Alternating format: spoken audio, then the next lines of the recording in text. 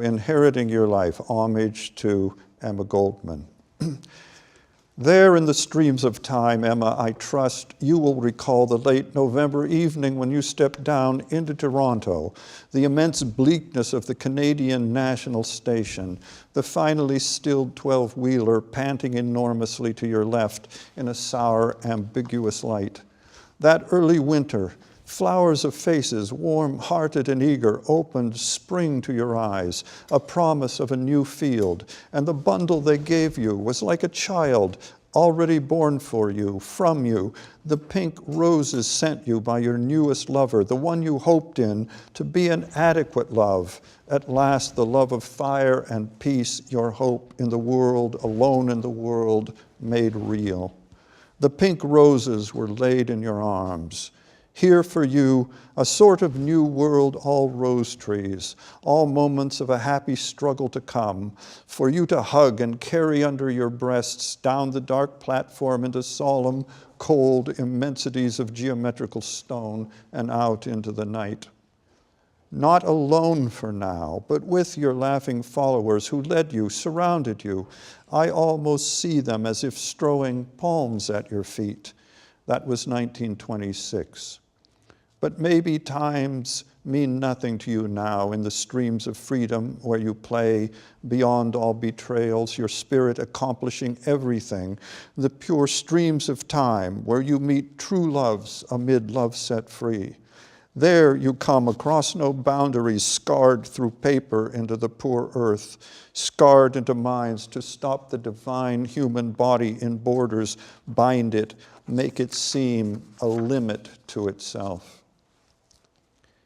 In your dream, that earth more real than ours, our earth more real than this one we've made to plant regiments of cleated feet on. In your dream, the daylight face of the world we are given, only visible to love if we'd only take it. Maybe you are free of the absurdity, police, prison, that here the beauty of the body is made to be. As you were always free, in a peace surpassing as you understood, even your own understanding. Maybe you're free in death from the indifference of distracted, spiteful swarms of us hurrying to make a cringing treaty with fate, the mediocre. Maybe you are accomplishing the free play of forever joyful struggle there in what we call death. There invisibly as once visibly here, you are the life of this world, life hidden from us, people who failed to flame up the freedom of love from your repeated kindlings. People, hunched bulks on loading docks, wrapped in rough, filthy burlap with twisted hempen bindings. Machinery or skids of products waiting by the cars to be loaded and shipped. Waiting not far down the tracks from you as the new Toronto comrades engulfed you, a happy flood, and carried you like a spirit in its pinnace, its canoe, on a shining spate, a spring rill of refreshing flame through a magic land to that evening's party. Yesterday they swept me off my feet to celebrate the fact that you and I have survived, you wrote to Sasha. Later, a table beautifully set, as in a legend, an enchanted castle. And the people presented me with a wristwatch, the first in my life. People in Europe are dead to the lot here. They took 10 years off my shoulders. I met Emma Goldman first in a dream.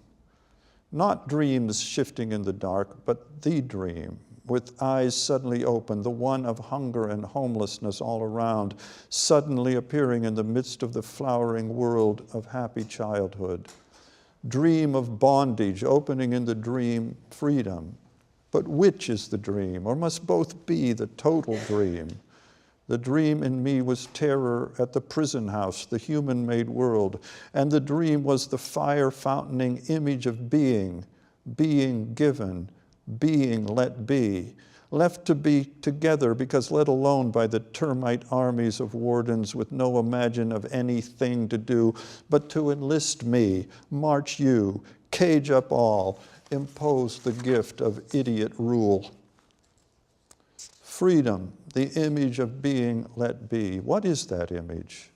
A world, a garden that is more than a garden? For why a garden at the start? I love a garden. I would not impose my love. There are many I love who want some other fruit of the love of earth, fruits I have scarcely tasted. Does the hunter on bare feet look back in tears to some garden? Was Eden a garden? Let there be also the wild land of milk and honey, pure place for the making of all human goods, many gardens, all gardens possible for those who conceive that excellence. Dreamland of meadows and forests, factory-ravaged, perfect land of my birth racked by big industry, paltry ambition, or the land of mountain passes for trekking alone through peaks from the coast to the plains. Oh, ice in your lungs, eagles circling beneath your bleeding feet, but here in the real, the dream, you will not fail, though you fall and your frozen body is examined by scientists in an alien time. No, beyond death, the adventure always ends in the flowering of the adventure. Land of tundra, muskeg blooming, bystort, starflower, arnica blossoms. Land for standing alone or with a small band to gather the coming in of the geese in great sky arrows, their haggard, stony music echoes as from a cavern in the sky in the warm, beloved frigidity of spring. To live and make as you desire, according to the image of what you have worked and managed to have the heart to love. What is that? No one knows but you if you'll find it patiently, savagely looking in your heart. Everyone has groped for a tree bole to steady himself, searching for the moon, looking up through oak leaves. Everyone has shaded her dazzled eyes and has received it, its visit, the sun rising on the ocean or on the treetops. Or was that not the sun, but the great white bird of light, or a goddess that we saw walking on the wave crests, the leaf crests? All have glimpsed it. None have seen it except in the dream they scarcely dare.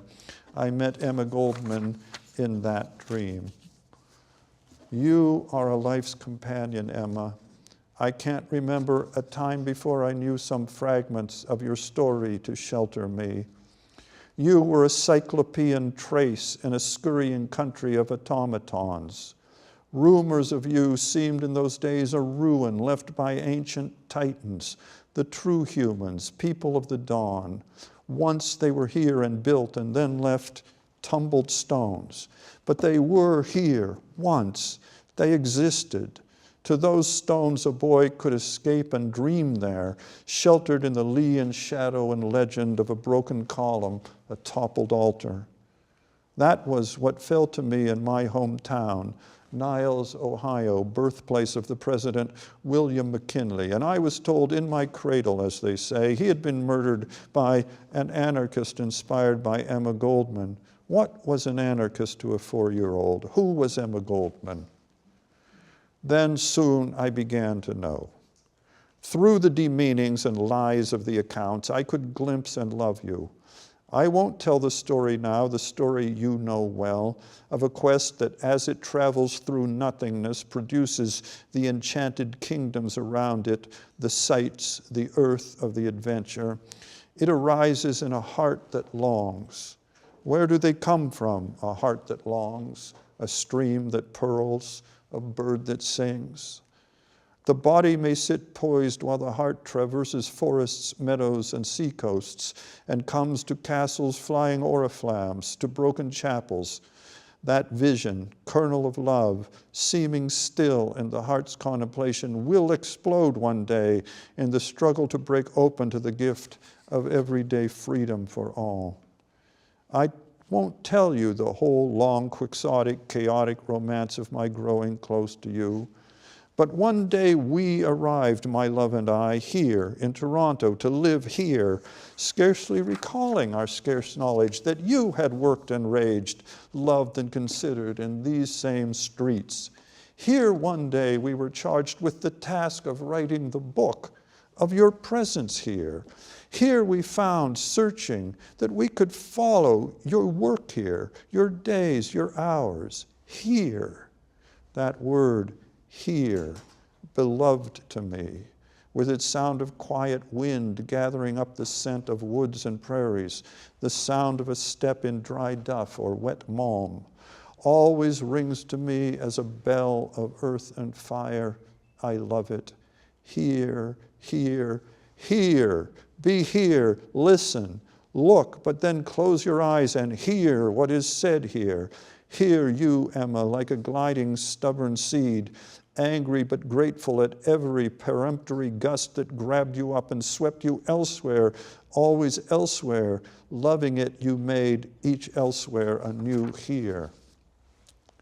In Toronto, you had lived the veneration for the true human you had born in Kovno, Rochester, Pittsburgh, Moscow, London and Saint-Tropez, Madrid and Barcelona. Did it ever blossom? Let me recall two small twin flowers. In Blackwell's Island Penitentiary, thrown in that rusting pot iron man-made hole for a speech you gave in the country of free speech, you learned nursing and were grateful to the government for that year. That gratitude and irony, a sarcasm, and still a pure grace of gratefulness from one who could transform bitterness to hope, that miracle. And how better to think of you than as a nurse, a midwife, a lover, a mother. You said it yourself to Berkman, writing in final disappointment, final exultation, to the one above all, the one for all life long you had hoped in to be the adequate love, the one who most helped and loved you, the one who most failed. The one treasure I have rescued from my long and bitter struggle is my friendship with you. I know of no other value, whether in people or achievements, than your presence, the love you have aroused in my life. You were lacking often, you harsh man, in comprehension of my actions, the motions of my soul that moved them. But that is nothing to the force of your voice since I first heard it in Saks Cafe. Your voice, your voice, your voice that I hear now and I have heard through half this century of bitter clamorings from shops and jails and tombs. That first astonishment, first great love, that sudden advent of your voice, I hear it now. It's in that moment I was born, am born along invincible through all winds, a woman, mother, comrade, friend. Men come and go in my long life, but you, my dearest, continue and remain forever. Then she had no more hope of their union and had to pull down an utter darkness between them to thwart her desire, end distraction, be again concentrated on the task, struggle, life, and go on as someone who carries a lost love as a true and vanished world into a loveless scar today, a smoking devastation, field of wounded faces with lolling tongues, eyes staring out of cracked frames, seeing what passes but not caring, or blind, who can tell? The fact is, dearest, she had written, we are fools. We cling to an ideal no one wants, and I am the greater fool. I go on eating my heart and poisoning my life in the attempt to rouse the people. If only I could close my eyes. I cannot help but see my futility, and yet I can't let go. That was in 1934, the cry, the sentence of the perpetual outcast wanderer, I can't go on, I'll go on, the fundamental song. Poverty of generosity, the unremitting holding out of the gift despised. Hope against hope. Hope beyond hope, a silent power, indomitable, enduring, action in impossibility that brings the strange birth under the only star, freedom of love in any moment, the only form of progress, the word that makes the changing world and looks at it and pronounces what it has pronounced already in birds and beasts and flowers and men. Pronounces this over again in words, it is good. This exultation in life, Why did we bury it? Was it only a bone of our own skeleton? Will it live again? Was it a seed? Unless it dies and falls into the earth, can it never bloom in living gold and give a home on earth to the birds of the air, now living homeless, naked glory, traveling on their plumes in the air? You remember Saint-Tropez, poor fishing village, beautiful, gruesome legend, where the head of martyred Tropez had landed. Nero's men had cut it off and put it in a rotten boat with a dog and a rooster. And that trinity had drifted on the middle sea in the sunshine, the paradisal breezes, to strike in this gulf and give its name to the place where the playground of commercial nudity would be erected later. Here you absorbed all the beauty of the earth you hungered for, in splendor of cliffs and sea, in the poor people taking joy in every movement and moment of the day that flows to us. In them, the perfect human, never perfect in power, always in the blooming anarchy of their lives, faith in life, hope in the present day, and the expected hard welcome tomorrow. So progress exists. It existed here in the sun, the fisheries, bread on the docks at dawn, lacing of the selvages at dusk, with the children all around in the evening, the first stars, the last supper of that day. Always there is the chance to make a decision for love.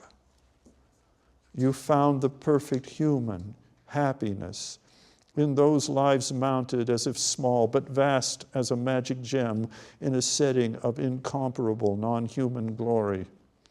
Our life, so often curbed, bribed, harried, whipped to abet its own restriction. But here it escaped, it leapt up. Here in action, word, and relaxation was the rhythm of true work, rhythm of life, one with the joy of the planets and seasons, effort and leisure, production and play, idleness and natural stewardship, one with the air of beauty that had surrounded you in your desire, in your glimpses of desire's fulfillment since girlhood. You had always lifted your avid mouth and nostrils to that air out of the stink of factories, to the dreamland, the cleanly human earth, clean forests, waters, hills, and meadows, where you saw people move freely to fish, plant, reap, cook, and eat, and laugh. Always you heard them. You heard us exclaiming over the newborn and the dying. You watched us sharing the splendor and misery of being women and men. In the ecstasies of speech, in silent jails, in your father's and then your husband's narrow house, in starry liberties of speech with the comrades, in wasting weeks scratching for enough to live on, you watched us with what we ignorantly call unfailing love, a poem with scarcely a meaning unless we say it looking at you. Here at Saint-Tropez, in a home of your own, a gift from your friends, the cottage bon esprit, generous spirit, you lived apart and patiently, unremittingly, you wrote and grasped your life and the present realities of the life of the people, and then returned to Canada to live them more.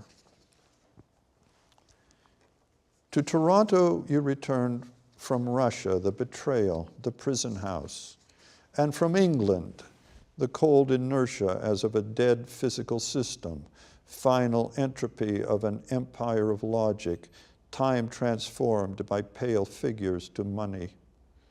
To Toronto, you returned from the France of the joy of life and the abrasions of Berkman, then his death. Sasha dead, a suicide because of age's pain added to life's.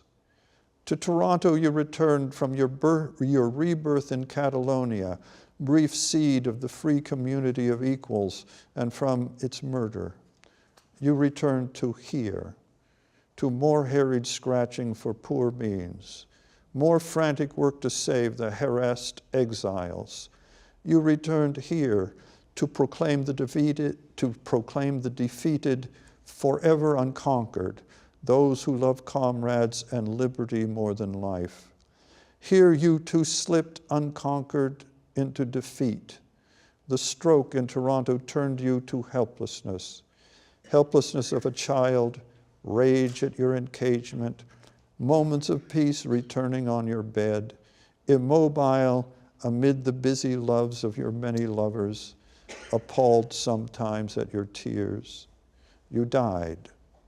So strange the silence that all at once came. You were gone, the star of a planet system of fervor. Gone the excitation, joy. You caused to burst and shine from inert bodies, our selves. Disheartened we fell, silent, fell apart, went wandering off, each alone, like someone who has come to a favorite bench for a rendezvous with a lover who does not arrive. We looked all around, waited, only silence, then sadly we went away. Later, today, we returned as you had. We returned on a day that is every day, the day we begin to hear you again. You never died. You were one now as then in the peace of loving fellowship with that power that moves freely in each thing, drawing all time together. It shows its face, love, so that we live now in our buried interior and final splendor. Our betrayal, defeat, and self-defeat, our squalor, that too present to you, Emma, always now in its inner greatness you saw, its own beauty that it has never yet possessed, a seed that is the tree already, while only a dry seed. You arose to me again out of martyrdom, just as you first rose out of the witnesses unto death of the Haymarket.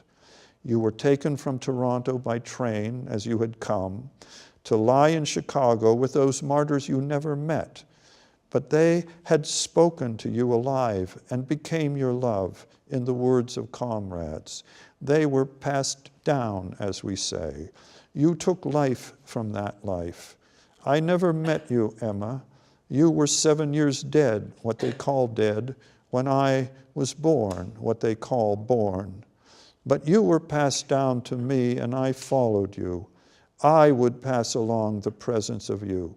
Let me emerge out of my knowledge of you into life, out of your life as you did out of the rage and peace of those 7 courtly men judicially murdered so long ago and alive in Chicago.